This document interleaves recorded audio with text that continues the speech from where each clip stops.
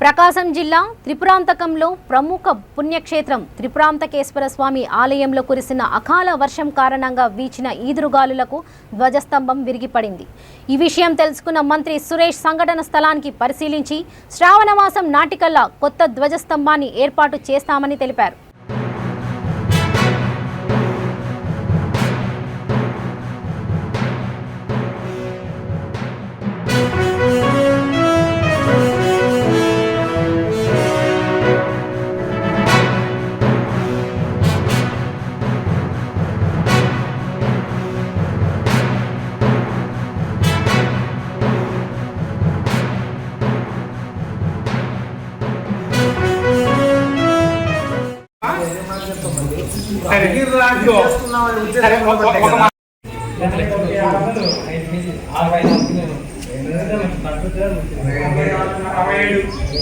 కొంచెం సామాన్లు ఉంటాయి.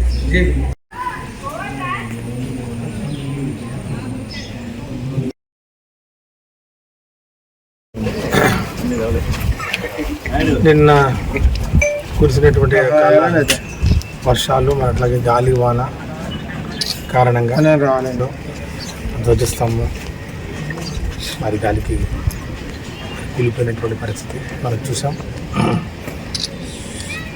వెంబడే దానికి కావాల్సినటువంటి ప్రాయశ్చిత్తం ఏదైతే ఉందో అన్నీ మరి శాస్త్రం ప్రకారం జరిగింది. మరి నూతన ధ్వజస్తంభాన్ని శ్రావణ మాసం లోపల అది నిర్మించుకోవడం మరి దాన్ని ప్రతిష్ఠించుకోవడం కూడా జరుగుతుంది. మరి అన్ని కార్యక్రమాలు కూడా సంప్రదాయబద్ధంగా మరి ముఖ్యంగా ఆగమ శాస్త్రాన్ని మరి అనుసరించి నిర్మాణం చేపడతాం. సుమారు 20 లక్షల రూపాయలతోటి ఈ యొక్క నిర్మాణాన్ని చేపట్టాలని చెప్పి కూడా ఈవో గారికి ఆదేశాలు ఇవ్వడం జరిగింది.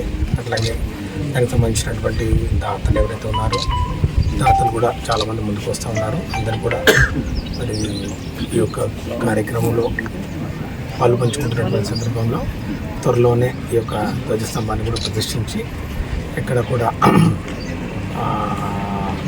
ఈ యొక్క మరి దీన్ని పూర్తి చేస్తాం. మరి ఈరోజు జరిగినటువంటి ఈ యొక్క సంఘటనలో ఎంఆర్ఓ గారిని మరి అట్లాగే పోలీసు వారు మరి దేవాదాయ శాఖ ముగ్గురితోటి పంచనామా కూడా జరిగి సంబంధించినటువంటి వస్తువులన్నీ కూడా భద్రపరచడం జరిగింది.